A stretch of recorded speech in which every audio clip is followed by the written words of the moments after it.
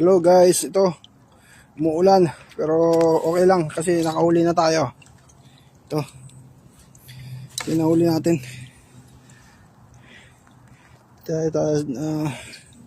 Ito kahuli tayo ng malaki. Papakawalan din natin. Iayos ko muna yung rod ko, pinanghuli ko.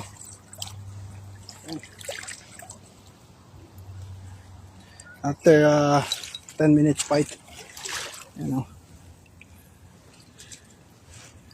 rainbow trout. Yan. Nakahuli din tayo isa.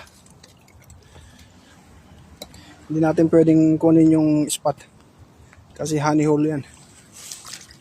Ako lang dito mag-isa sa ilog spot ko. Okay guys, umuulan. Ano ko muna to, i-release ko muna to. Hindi ko mahawakan yung video kasi nandito ako sa may ilog. Release ko muna.